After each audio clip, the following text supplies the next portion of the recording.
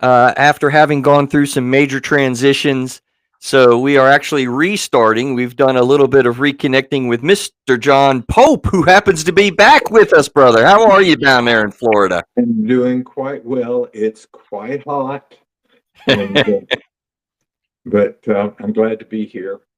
And So I'm Chris Gazdick, and this is Miss Victoria Pendergrass hanging out with us as well. Hi, guys.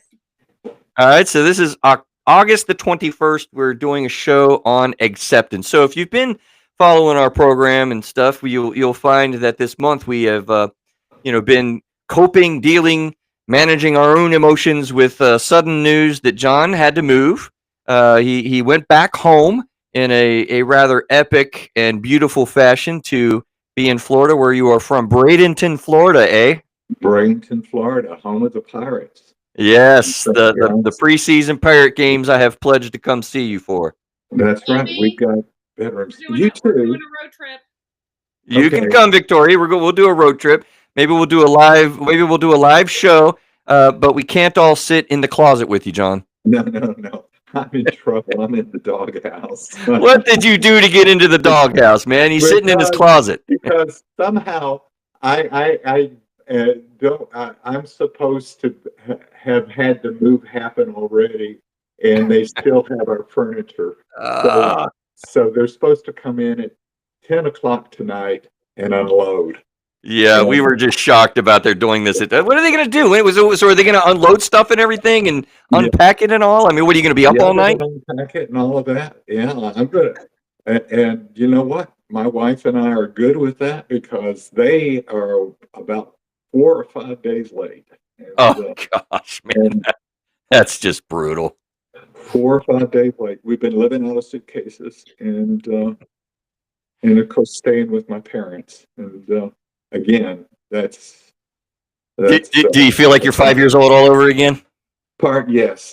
I'm already 19 again, or 17, and want to get out. Yeah. So if you've been following the concept of our show this week, we started out talking about grief and loss as we're coping with all of our feelings, losing John's presence in the office. We then transitioned. Victoria and I talked about life transitions, and today we're going to be talking about the challenge of acceptance. This is episode 324. Gosh, John, I just want to kind of stay and reconnect with you. Like, the show be darned, man. Let's just kind of work it out, man. I missed you this week. I don't have anybody singing the song to Victoria. I don't have anybody, kind of grubbing through the hallway, floating in and floating out. Victoria and I are lost, man.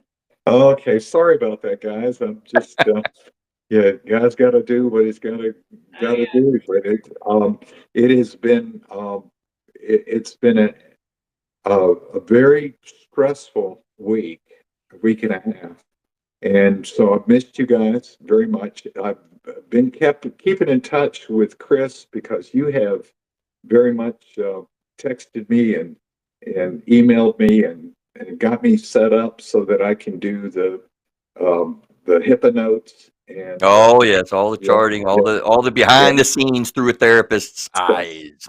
So I'm finally learning how to code it right as well. Again, you're back to a 19-year-old. We got to get you doing your progress notes.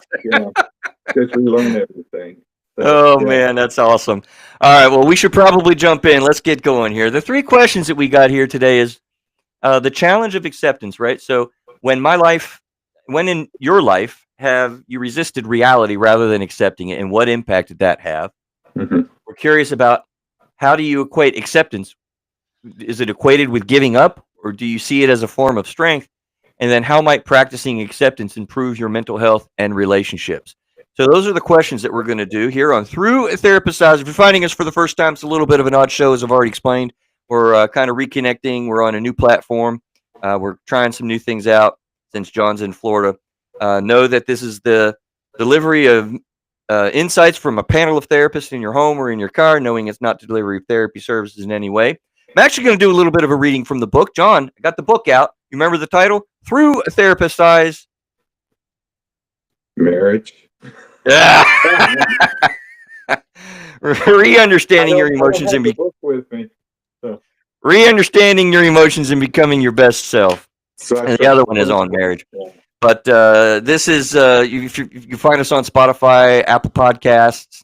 John, we tried our best. Victoria was making sure that everyone knew you wanted us to have 5 stars. I think that we got Yes. 5 stars last week. Great. Yeah, I think we did. I think we actually got 5 stars, Victoria. Would you agree? I think we did a great job. Oh, I know you did. I know you did. Contact at throughatherapisteyes.com is a great way to interact with us. We do this on YouTube, so we usually click in live about, after 6 o'clock, 6:15 to 6:30. It's a great way to interact with us and, talk with us as through the show or the email. This is the human emotional experience, which we do endeavor to figure out together. Let's see. What are we doing here? John, how are you doing with the emotions? Victoria, how are you doing with the emotions? Transitioning with life transitions and grief and loss, dealing with change and today acceptance. I mean, let me just take a real live Through a Therapist Eyes check in on our emotions. Currently, like right this moment. I think so. I mean, I'm good. I had a busy day today. I had 4 new people today. That's a lot. Fantastic. That's great. It was a lot. But it was great. They were all great. And do you want to put a feeling to it, or Whatever comes to you, I guess. I'm feeling content. Gotcha. I'm actually really kind of happy right now just to see John and hang out with you, man. I seriously, it's a good feeling. It really is. Yeah. Are you dazzled by my bald dome? No, I'm kind of distracted by the closet, to be honest with you. We got to get your office set up tonight. Yeah. I feel I'm actually feeling a couple of things. One of which was that despite all the encumbrances and all the barriers about moving that go on, and to worry about money and those sort of things, because you think, well, I know we have enough, but at the same time, we can't just keep doing what we've been doing. I've been able to also with the clients, and that has been a real anchor and root for it's been an anchor for me. Just to jump in on that, John, I don't think people really kind of understand that. Of course, we're our own people. I mean, therapists have our own experience, and doing this work that we do is, I mean, I'm so honored to do the work that we do, and it really does have effects like that. If you got something going on, it's kind of like, all right, I can jump into familiarity, I could do the therapy thing, and that sort of anchors us. I like that word. It does. And I think that's the closest I can see about this move was like the move that my family took when we went to the Philippines when I was in the Navy. This was over 30 some years ago. And everything was new and everything was up in the air. And I was a Navy chaplain at the time. And as soon as I went to the chapel and preached a sermon, I was home. Oh, wow. Yeah. I feel the same way about my clients. As soon as I sit down, I was sitting on a footstool and hurt my back and all of that, and yet listening and sharing and hearing the clients that are making themselves vulnerable it was comforting. Not to be able to help them, but also to be present with them. It wasn't like I had left. Well, I think that interestingly creates a point for the show today of acceptance. I think there's a very important reality of familiarity. I think through this month we've shared different experiences. It brings me back to when I moved out of West Virginia for the first time. I was a newlywed person at the time, and I had my first postgraduate job all at once, and I just really needed to go. As a matter of fact, you missed it, John. I really needed to go back to West Virginia just to reconnect with the familiarity. But I jammed the song from Chowabunga. Neil corrected me. I'm probably saying it wrong, but I remember that song was like, I get knocked down and I get up again, and you're never gonna keep me down, and that's like that's the jam. Yeah, it was so fulfilling to my soul. It was like, I got this. I'm going back home, and So, the rest is a history. drinking song. Well, I was driving. Yeah. I was driving. So I didn't quite have the drink going on, at least at that point. I get knocked down. I get up again. And you're never going to keep me down. Yeah. So we do have, by the way, not to be remiss, we're just a little excited to see John. I want to announce that we have Darius Payne, an LMSW, which is a licensed master social worker. So we got a new YouTube subscriber, Mr. Darius Payne. Yeah, Victoria, you got to do your clicks. Snaps. Snaps. Snaps. You can't snap, John? No, I arthritis in this hand. Oh man. Okay. Well, I know we're a little distracted because our team is a little excited. We're gonna get in and rolling like we normally do. But Darius, it's nice to have you aboard. We're looking for YouTube subscribers. So your job, it really is to tell your friends to refer an episode. It works really well if you hit that share button and then you click and text somebody. They're more likely to listen to one of our shows. So we try to give you hopefully a little bit of entertainment. We definitely want to dispel myths and stereotypes about mental health and disseminate information as best we can. So help us with that. Refer to a friend, tell somebody, give us those clicks, those likes, all that kind of stuff. But let's talk about, let's really dive in here. So let's get into defining acceptance. Whoa! What'd I do? You didn't do any of your intro stuff. Yeah, I did. Yes, he did. I sure did. This is the human emotional experience which we endeavor to figure out together. I think that, yeah, I did all that stuff, man. We chatted and vibed and jammed. And you were writing something with your highlighter there, Victoria. I gotta say. No, that was when. Whoa. Are you sure? Because we did the first part and then we had to redo, and then you didn't. Oh, good gosh. Okay, I'm going to jump in and say, if you haven't heard the full intro, listen to another show, and we'll do it next time as well. How about that? Well, I meant the whole, like, this is not a delivery of therapy services. She's always worried about that, guys. Very strict about that. Very important. Very important. So thank you for bringing that up. All right, listen. Defining acceptance. Seriously and truly, how do people, do you think, experience it when clients are making a major change and things are kind of going on in their life? Things seem upside down. It seems like a simple concept, but this is a really, thus the title, it's a real challenge. Particularly when you have things that change and things that are really uprooted in your life. You know, the theme kind of this month has been John, but it's also been a lot of families, at least in the States. And I assume kind of around the world, you have similar types of things where all the kids are going to school, and you got high school kids graduating. You got, families that have their kids being sent off to university, they say around the world. We just call it college. So kids are going to college, and major change, or divorce and separation and deaths. I mean, you have things that you don't choose to happen and change in your life. How difficult do you guys experience clients struggling with this whole acceptance thing? Simple concept, hard to do, I suspect. Yeah. Yeah, I mean, yeah, it's we see. I mean, at least for me, I see it all the time. Hell, I even saw it several times today. So, I mean, yeah, I think it's definitely. It might, like you said, it might seem like a simple concept, but there's a lot more layers to it than just, oh, okay, I accept this. That this thing happened, and let's move on with my life, kind of thing. I'm wondering too. I've got working with my clients. Sometimes there are some clients that are in a grieving process of things that may have happened 50, even 60 years ago. It also is the trend in having to make transitions and not wanting and being resistant to that transition, and then kind of almost like shaking their fist at heavens and saying, well, I'm not going to change. I'm not going to accept this new situation. And I'm thinking about people that perhaps as they get older, receiving more care, for example, and losing some of their independence. And so that's a transition, but it's also an acceptance. And I know, Chris, you talked about your mom. Right. And that struggle. And I'm looking at my dad and my mom, who have been very active, and now they are confined basically to their house. Yeah.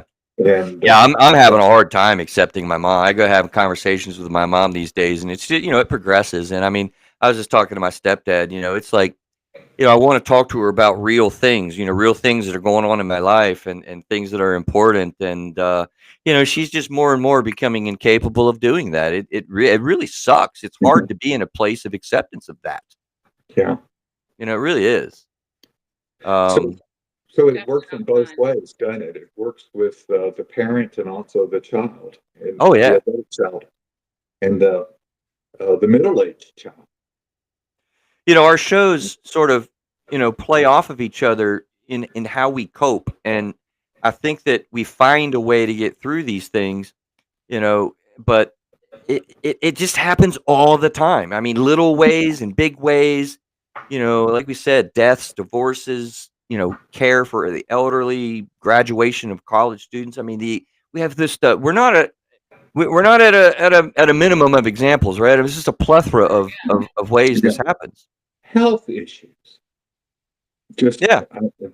another thing is, let's say individually, like within a family or individually, you have health issues, and one day you're fine, or you thought you were fine, and the next day you find out that you have something that you might have to undergo chemotherapy or some sort of immunotherapy or something of that sort, and you might end up having to get a bone marrow transplant. And how did that happen? Stem cell, that sort of thing. Or even just having the flu. Like, I don't accept that very well. I tend to just try to push through and just do normal. And if you're accepting it, you're not fighting it. You take care of your body, even when simple things. Yeah, I didn't do well with COVID. Oh man, I'm still not accepting that. I So, mean, yeah. acceptance is acknowledging reality as it is without judgments or resistance, and that is really, some internal space. I mean, we all have, judgment. We all have tendencies to avoid. We all have tendencies to minimize and compartmentalize and do all of these things. And so, Would when you you're really in a restate state of that acceptance, acceptance? you're acknowledging the reality is right now.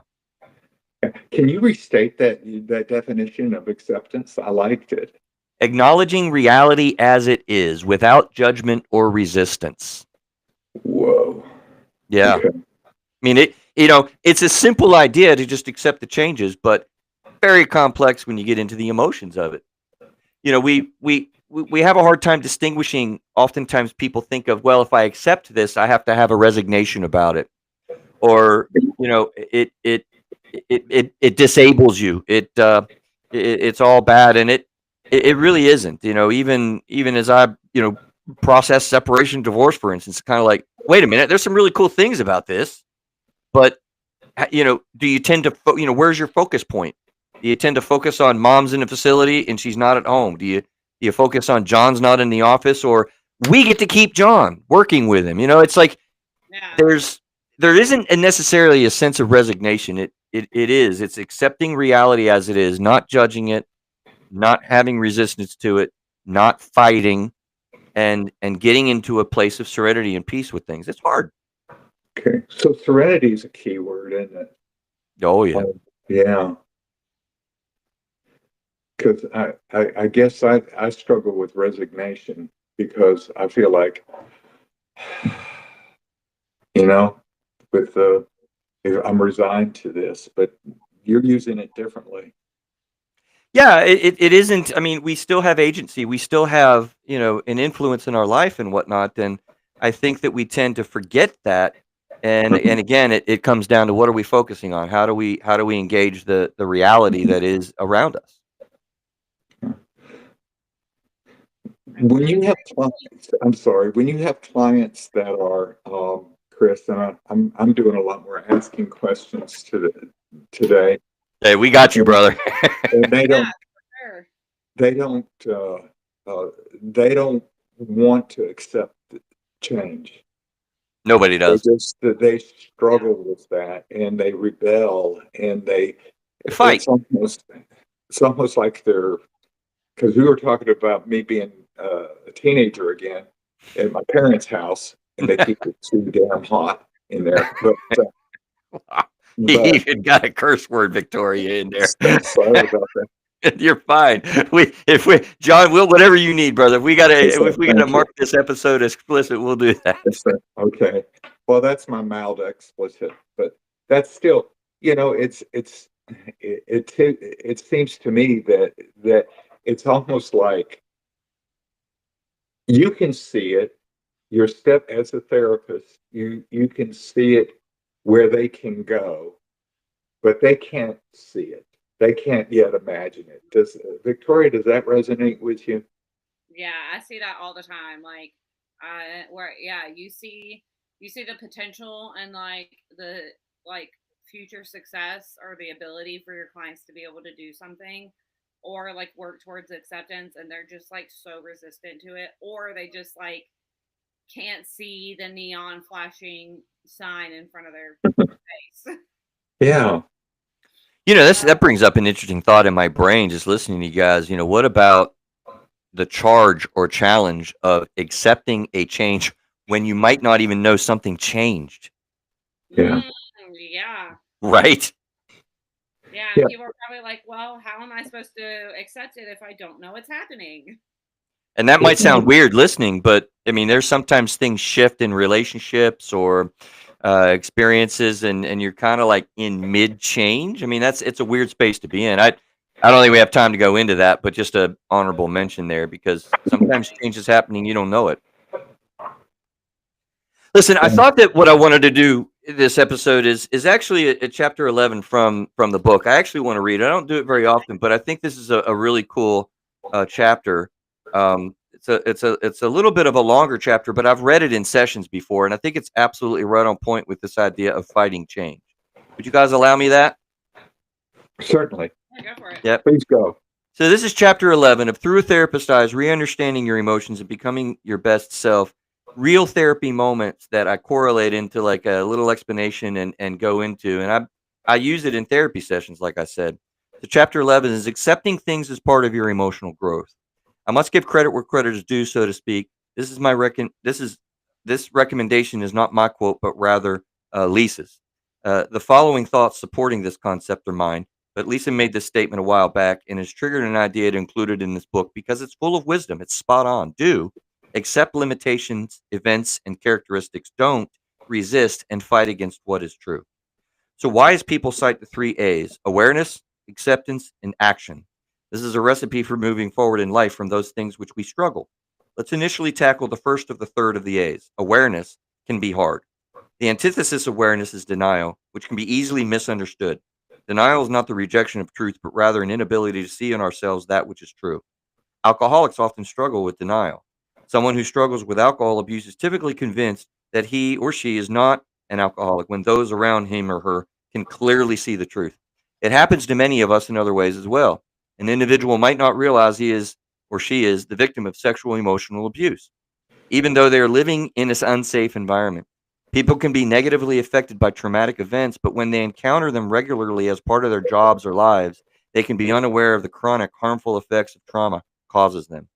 So, how do we create awareness and take action? Both are served well by listening to other people and the feedback they're brave enough to offer us. Often we need an objective person, one who is outside of our own head, speaking truth to us to become aware of something. My wife has the ability to help me understand when I am emotional about something and I don't even realize it. Regarding action, A's with awareness, it may take an objective and trusted friend or partner to help us decide how and what action to take. If we develop our willingness to take action, we'll find the appropriate action to take. If we struggle to know what to do, we can always ask, sometimes many people. The more confident we become as we build validation around our actionable choices, the easier they are to take. I saved the second A for last because I want to focus on acceptance the most. Thus, the show title, right? That's not in the book, but I had to add that, right? I believe that it's the hardest of the 3 to gain. We're all fighters by nature in one way or another. We're geared to fight to survive. Our brains are designed to diagnose a threat, and the amygdala, the part of our brain that creates what you might recall as the fight or flight or freeze system, gets triggered. The system is a primal and powerful part of our brains. It's the ultimate form of resistance. We're designed to fight and kill whatever the threat might be or flee in all haste if necessary. Resistance is a part of our human experience and often can be good. But when we resist something that is true or factual, or emotionally factual, it does not serve us well. We must guard against telling ourselves, wow, that didn't just happen, or I'm not that type of person. Too many of us lie to ourselves. If it happened, it happened. If it's part of you, it's your story, then it's part of your experience. When we become aware of something about ourselves we don't like, we must work to accept it and take action to overcome it. I remember an event as a teenager that many others have experienced too. I was driving home on a dangerous ice covered road. This girl's name was Angie, by the way. Not in a book, that's just a bonus. I was driving home on a dangerous ice covered road. I was angry and hurt by a girl whom I learned was not interested in me. I had given her a necklace. I found it earlier that night, but I do digress. She gave me the friendship speech. I was driving way too fast around a corner when I felt the car give way. In a slow motion, I overcorrected the car and it spun 360 degrees before it ramped backward down a steep bank. When the car came to a sudden stop, I sat there for what seemed like an hour as I listened to the song which was playing on the radio. All I could think was, that did not just happen. Thankfully, the vehicle was not totaled and I was safe, but obviously I needed to accept that it did happen and get out of the car. I made it home that night via a kind stranger who gave me a ride. The next day, I went about doing the necessary tasks to resolve it with a tow and a paying for a costly repair. Suddenly, managing all three A's leads us to emotional growth we strive to achieve. We mustn't allow a lack of acceptance to stunt our emotional growth. As we become hostile or argumentative with our spouses, kids, family members, bosses, coworkers, and friends, it may be we are actually fighting the truth ourselves. Fighting can be useful, but fighting against the truth is not. When we discover a problem, we must learn to stop. Simply stop and accept whatever it is. Accept anything, really. When we stay in our fighting stances, we are resolved to remain in denial. Resistance needs to stop.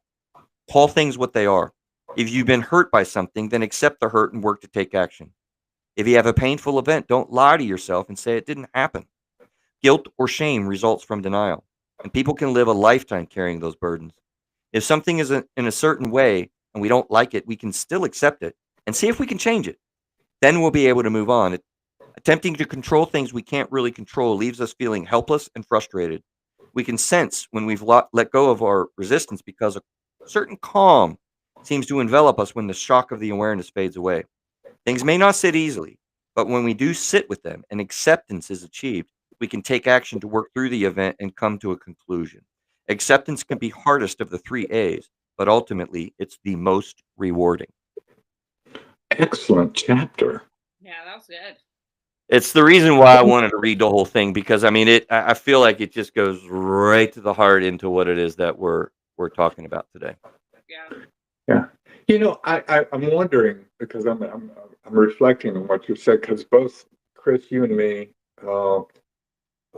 and I think Victoria as well. But when we work with people with substance use disorders or alcohol use disorders, it can be challenging, and they struggle so much with the concept of acceptance and action and all that.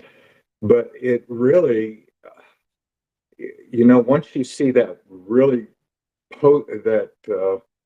recovery growth that occurs in their lives, and it comes with the acceptance that you so aptly described.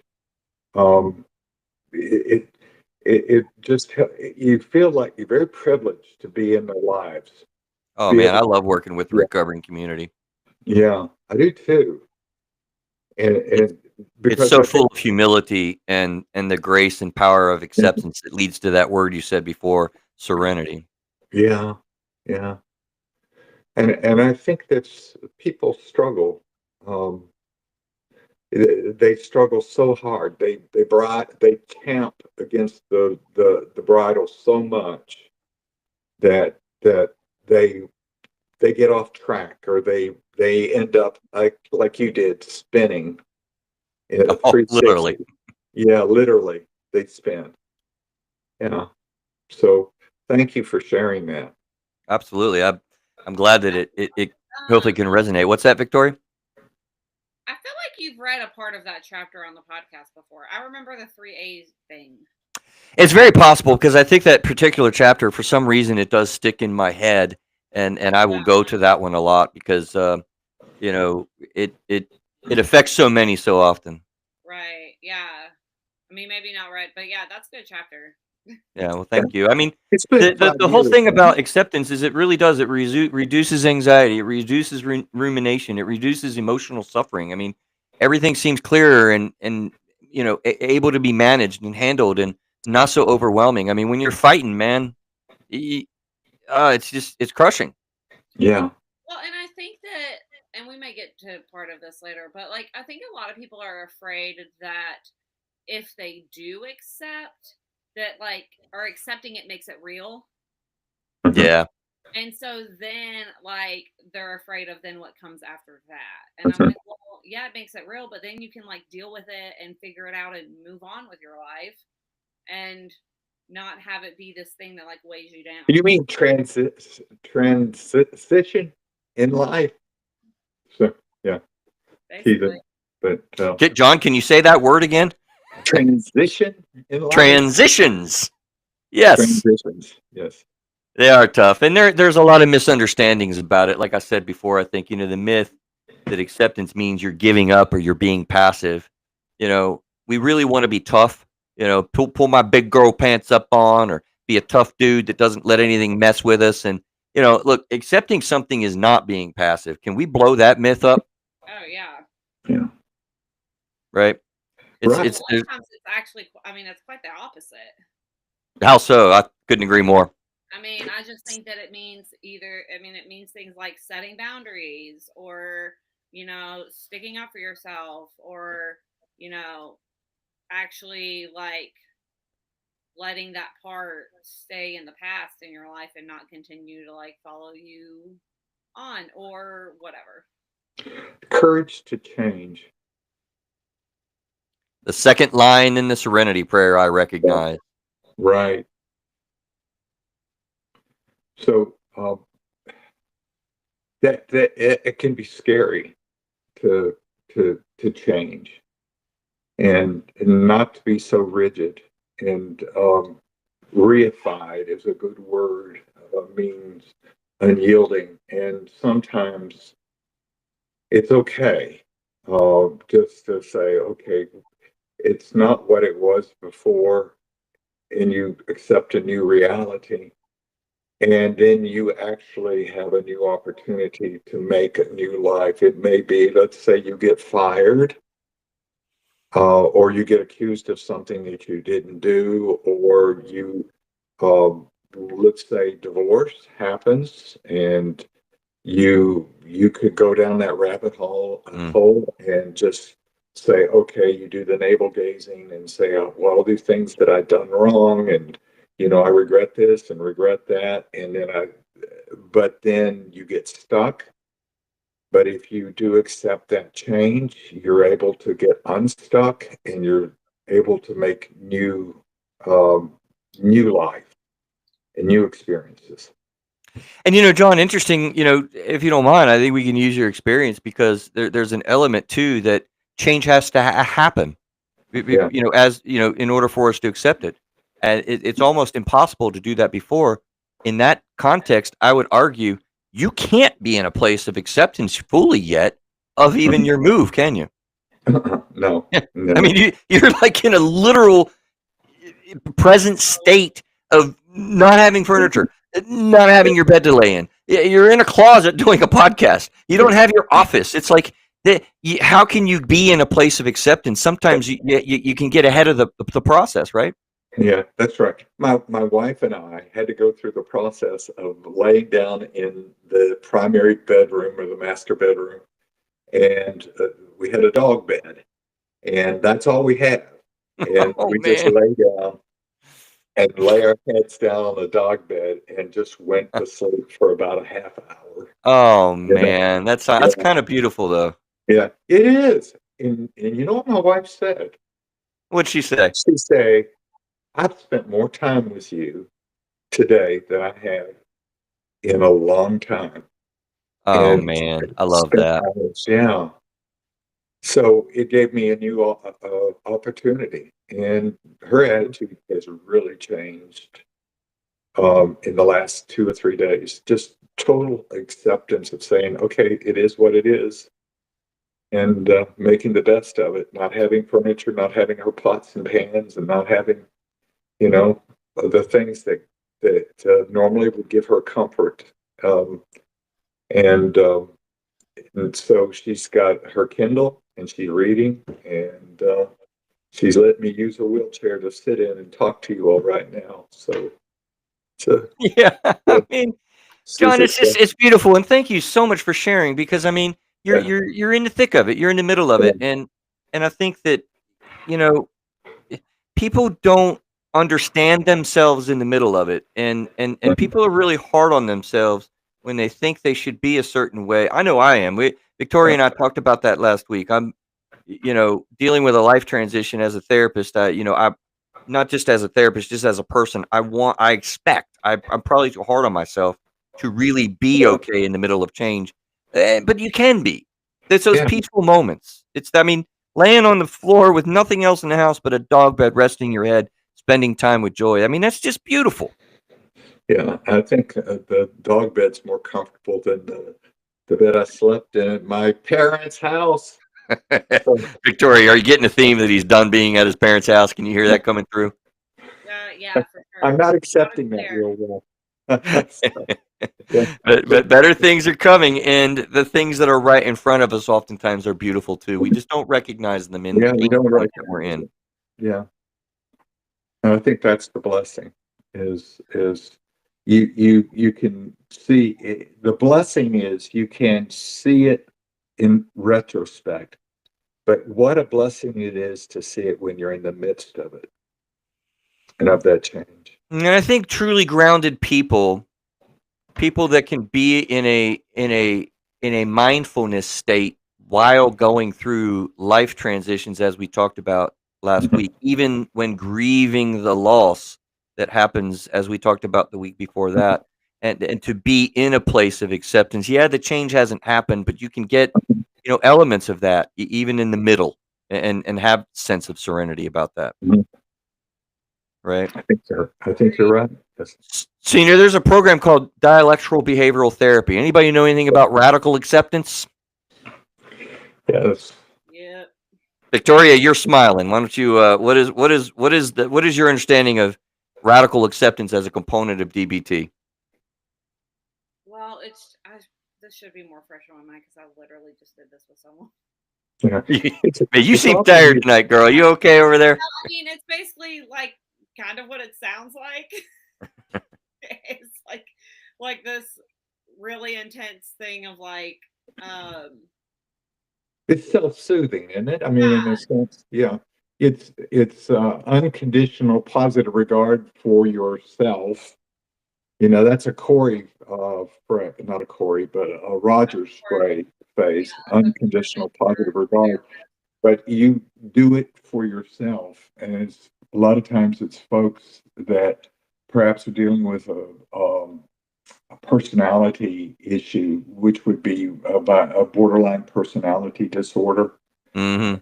And so often their feelings are on their outside. They don't have this sense of boundaries and a sense of who they are. But if they can engage in radical self-acceptance, that's where they actually get some purchase for themselves. They actually have a sense, develop a sense of themselves. The key part is radical. You Mhm. know, I'm not a big DBTer, but I've used a lot of this stuff sort of in my natural work. But this is, if we layer in a little bit on this specific thing, this core skill in DBT, Mhm. is fully accepting as it is without fighting it, even if it's painful. It's a radical Mhm. concept, because when you have borderline personality disorder or strained emotions, even just say, you again, like I wrote about in that chapter book, you want to fight. I Yeah, mean, you want to battle. Let me that's right. resist what's happening because I don't like it sometimes, right? Yeah, And God, you'll bang your head against the wall. yeah, exactly, exactly. And sometimes the best thing, the hardest thing, but also in a way that the one that takes the least skin out off of you is to be able just to accept it. And then you don't run up against the brick wall over and over again. You don't fall into you don't do the same darn thing over and over again. And I watched my language this time, Victoria. So You go, man. We'll yeah. already knock it explicit. Yeah. Okay. So what is that what you guys think, or is experience? Yeah, no, absolutely. I mean, the key principles really are what we've been talking about, and not denying something. You mentioned alcoholism, man. That is a big state to overcome. And as a matter of fact, traditional substance abuse therapists will battle with the client. They get really aggressive in fighting through what we call denial, which is actually an inability to see the problem. And it's all about really working with people radically to accept something that is. Because if you don't, then you're already fighting what is. And that's actually what creates the suffering. The change itself usually does not, but fighting against that change usually is what creates, would you say, a big majority or a high percentage of that suffering through transitions? So what I'm hearing from you is that a lot of times the suffering is uh, I don't want to say unwarranted, but it's something that doesn't have to happen. Yes. We do suffer as human beings. I think that's part of what separates us from our uh, uh, other creatures. But there is this unnecessary, needless suffering that we put ourselves through. And there was an illustration of two rams, and I read this in a book somewhere, and I think it was from a long time ago, but it was in a novel.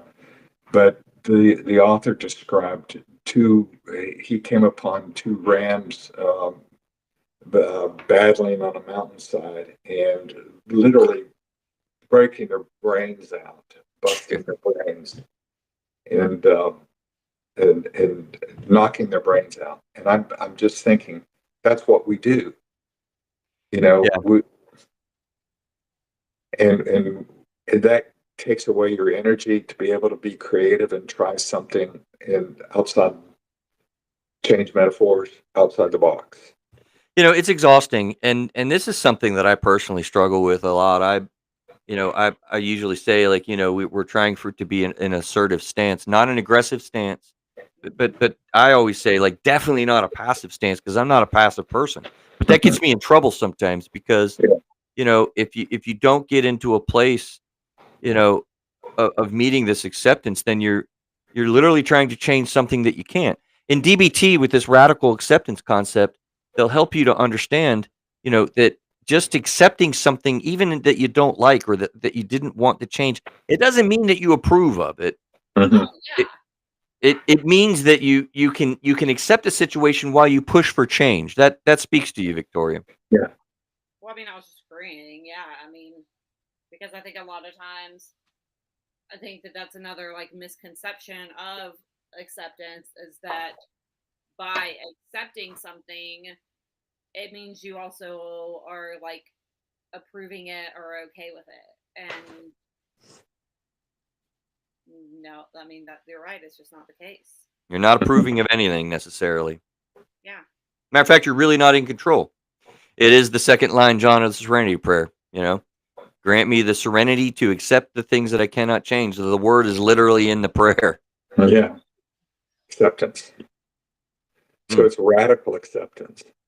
And so you could even apply that religiously or spiritually, and that is that whether you believe in God or not, is the radical acceptance of your right to be here in this universe and in this life, and that you are worth something, and it's of infinite value, and part of the wonder of it is to accept yourself as that wonderful gift that's here and living, breathing. I'm just reflecting on the word gift, John. I mean, that's it, on the one hand, it's kind of like, look, my life changed dramatically. I don't like it. I don't want it. I didn't ask for it. You're telling me I need to accept it. and then actually realize that it can be a gift. Like, Yeah. oh wow, a gift. Yeah. That's really something to, mindfulness goes along with DBT too. I mean, it's really something to be in a mindful state about, and maybe actually see this as a gift. Yeah. I think that can be done. Yeah, I think it can too.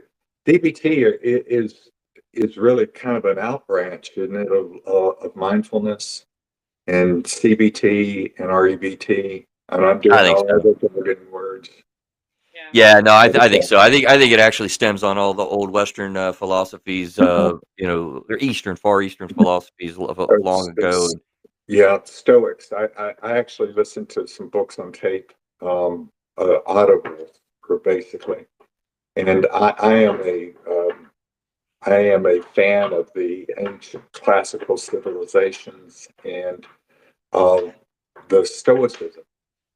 But John, now I'm frustrated with you. You mean to tell me we did a show on Stoicism, me and the nurse practitioner, Carrie Hill, and you did a show on Stoicism, and you read a book after we did that show? Brother, what are you doing to me? Yeah. What are you doing to me? Or did that trigger your interest in reinvading it? Yeah.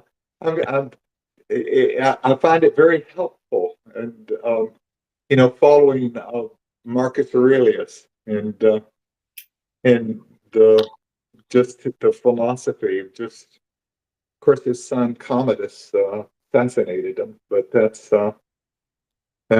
too bad. So John, I'm so glad you're with us, man. I wouldn't know Cassius and Clostomus and whatever the heck you just said, Victoria. Have you ever heard those names? Yes. You have not. You have? I'm impressed. I've heard of Cassius. Yeah. Cassius, yeah. Well, he said other names. That's the only name I know. Yeah, that's Shakespeare. Okay, Cassius, yeah, and Brutus. They were the ones that assassinated Julius Caesar. There was one more. Anyway, there were four. So there's a couple of practical things that go with the DBT, concept: mindfulness, awareness, turning the mind practice. That's actually a little bit of a new one to me. I had to kind of look at it. Turning the mind. That's consciously choose acceptance when noticing resistance. So it's like that battle within, that I, kind of outed myself on. Self-validation, affirmation phrases, using statements like "it is what it is." Victoria and I both hate that phrase, though, don't you, Victoria? Yeah. Yes, I'm not a fan of it, as should every therapist. Well, John used it. I think it has its place, maybe, but Yeah, I don't like it. Well, I had a I client. think That's what we it can is. rephrase them. Yeah. Well, you both are going. What's that, Victoria? I think we can rephrase them. Mm-hmm. Like instead of saying it is what it is, because that's like saying feel your feelings. But like, what the f does that mean? Yeah. Like, look, I held back on a cuss word. Okay. You did good. You did good. There's reframing is a big part of what us therapists kind of do, right? And even reframing and not using an F word. While trying to keep it family friendly, yes. But it is what it is can also be I can't change the past, but I can respond now in the present. I mean that's looking at it is what it is, but it's like that happened. I'm here now. I'm trying to move here. And I think that you might not be able to change the past, but you certainly are capable of changing how you interpret the past. That's not putting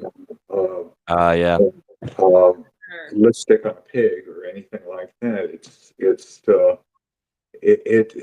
that you can see it through new lenses. And we need to camp out here for just a minute. That's honestly the title of my book, Re-Understanding Emotions and Becoming Your Best Self. What does that mean? It means that you understood what you experienced. You understood what happened and the facts of the matter. You understand to a certain extent, oftentimes, what you're perceiving about it. But literally, can you change that, John? Can you change it? Your perception. Yes. You have agency. You see that in existential philosophy and Mhm.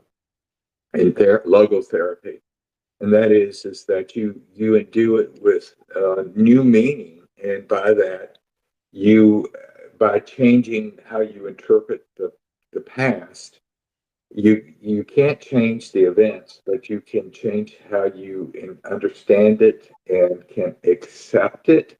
And thus, by doing, you also change how you look at the future, and you can choose your own way, choose a better way for yourself, and not I, get, yeah.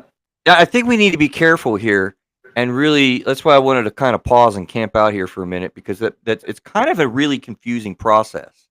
You can't change the facts of the matter. We're maintaining that you can change your perception. And Right. think about this: if you were stood up as a high schooler and it's stuck in your craw and it really is a hurtful spot, sometimes for years later, how can we go about literally changing our experience with that, our perception of that? Your Yeah. perception might be, I'm a terrible person, I am unlovable, and there's nothing I can do about it. That obviously needs to be changed, right? Yeah. How do we change our Exactly. perception in the moment when something's happening? I'm going to have to leave for a moment. Okay, sure. You okay? Okay, but John's going to take a I can pause. answer that question though. Yeah, absolutely. Let's wrap. Well, I mean, I think the first thing is like not acceptance, but acknowledgement. Mm-hmm.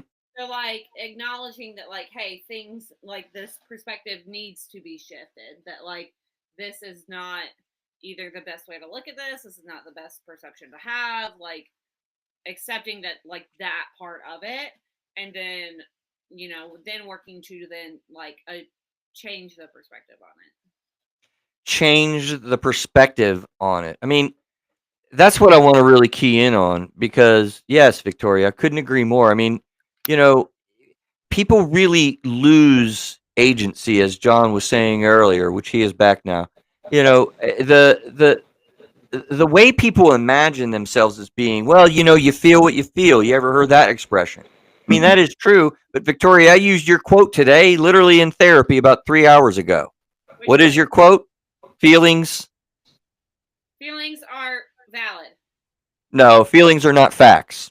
Oh, feelings are not facts, but Yeah, they are valid. They are Yeah. valid. They're not facts. sounds like you got two quotes about feelings. I Feelings like aren't that. facts, meaning you experience something that sucks in your life, and you feel as though you're stuck, and that you can't change the feelings because you can't change the facts. And the reality of it is, you can literally, totally metamorphosize the way that you learn from pain, learn from those life experiences, move in a healthier direction from it, getting unstuck and literally changing your perspective about what this life change means for you. Yeah, I mean, I definitely. just remember, I remember very much when I was in my teens and early 20s, mid 20s, just how my feelings were so strong and just Mm. um, overwhelming me. Um, and it was hard to it was hard to put things in perspective. And I think that's one of the reasons why I think we're given a, a long life. I pray for all of us is that you can look back and reflect, and then you do the reinterpretation and the reframing, and you're able to derive pleasure and understanding and self-acceptance, even when you did not feel accepted or you felt rejected 50 years ago or 40 years ago. In my case, 50 years ago.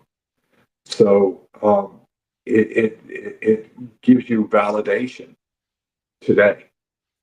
And does that make sense, or am I?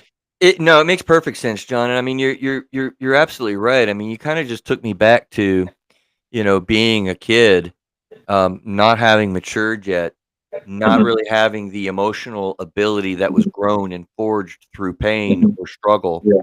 When you struggle with something and you overcome it, you begin to gain confidence. You begin to gain more agency, And our dear friend from long ago, Casey Morgan, used to always talk about internal resiliency. That's your girl, Victoria, right?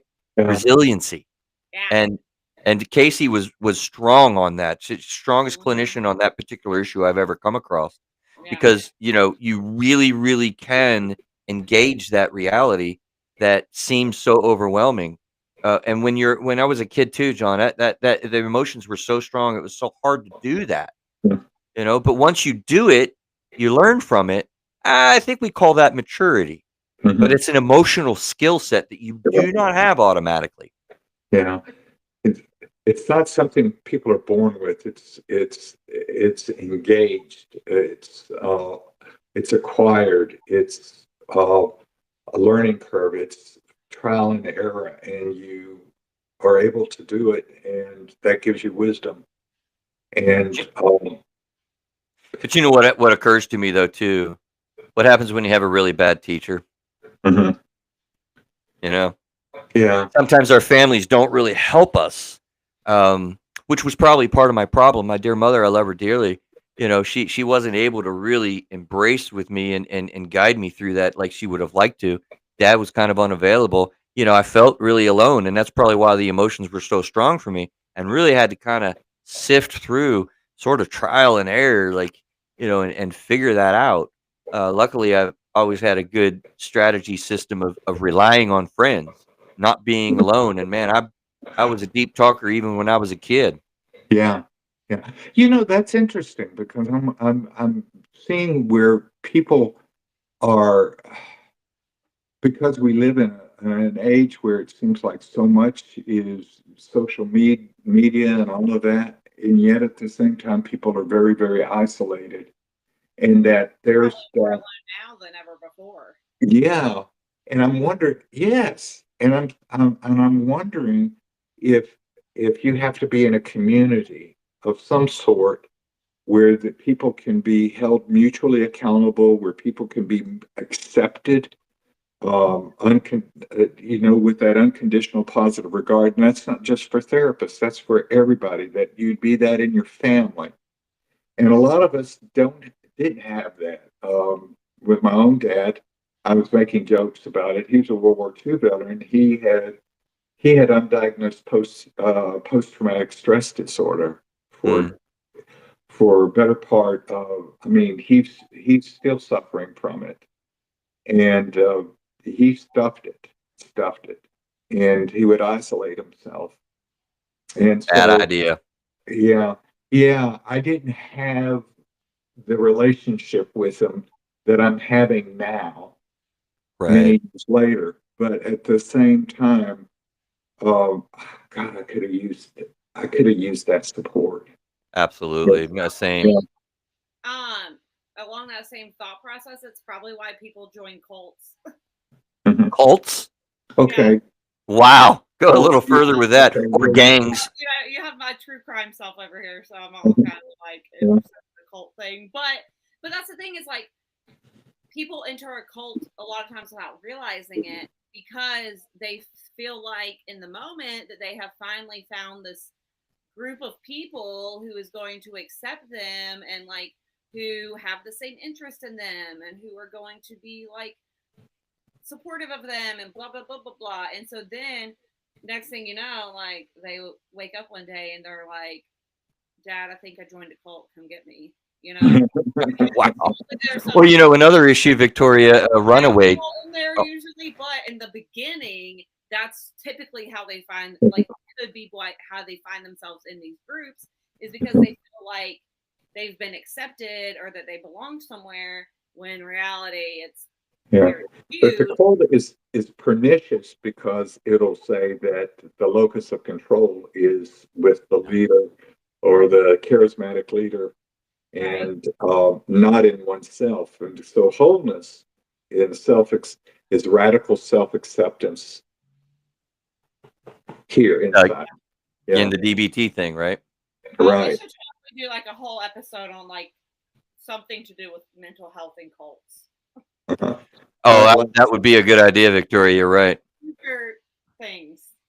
But you know, I kind of interrupted you before earlier. apologize for that, but, it occurs to me like kids that are runaways as well, or like I said, gang members, it's you flee, you fight the reality of your family and yeah, you end up, a victim of sex trafficking. Oftentimes runaways are caught into these systems or gangs or cults and adults get grabbed into cults just as well. And honestly, it's for the same reasons. Yeah, that's what I'm saying. It doesn't matter your age. No, Yeah. Like no. It anyone. matters your emotional development. Yeah. Yeah. Yeah. Have we done pause? Have we done a podcast episode on loneliness? Oh, on loneliness, most certainly. But we did some stuff on cults a while ago. Before Yeah, that was obviously before my time. it was before your time. Yeah, it's Yeah. probably an angle that we could revisit a little bit from this take because there's just a lot there, and it does blend very well with fighting and resisting change and not dealing with transitions well and falling into traps with relationships. Which is interesting because, as always, one of the big practical steps that we talk about is don't be alone with this stuff. And when you run away from your home, or you have religious trauma and you join a cult, or you're searching for something, you end up finding yourself what reaching out for relation with other people. And if you do that in one of these destructive ways, such as gang life with the Crips or the whatever, boy, you're reaching out. That's a good thing to don't be alone, but choose your friends wisely is a phrase that comes to mind, right, John? Right. Yeah. I was just thinking that you could also find that with people that can actually, if they are lonely, they can find it in more positive outlets. And really, and some of my clients are self-isolated. And one of the things that I work with them about is that they find community. And maybe they're mad at God. Maybe they don't want to go to church or synagogue or to the mosque, but they could go to a senior center and volunteer, or an animal shelter and volunteer. And Listen, there are always groups of people that are dealing with similar things that you're dealing with. Please tap into them, right? right. Without being a cult. Well, or a gang, Already know or that. or a pimp. Positive experiences. Indeed. So we need to taxi in a little bit here, guys. And Neil, we're going to do the shrink wrap up if you're with us. We don't have to pass the mic to him. He's got his mic in it, hopefully all in tow. The shrink wrap up is the way we kind of tap out on the show. We have a friendly competition where Victoria, John, and I kind of do a little bit of a summary of the thing that we talked about, and Neil gets to choose which one I guess had the better shrink wrap up. John, I got to say, in honor of your changing, man, you get to choose to go first or last. What's the positioning here, brother? I'll go first because I it's okay because I've gone through a process this past 2 weeks of change, and you use the term radical acceptance, and I'm thinking this has been a radical change for me and for my wife Joy, and our relationships are changing and all of that, and I wasn't ready before. But I know now that I am, and I'm in that process. And that's okay. It's okay. It's wonderful to be able to accept where I'm at and not even to have a place to rest my head because I'm in the place I need to be. And that just is just so comforting. So that's all I have to say. Man, John, I think I might know who's going to get the win this week.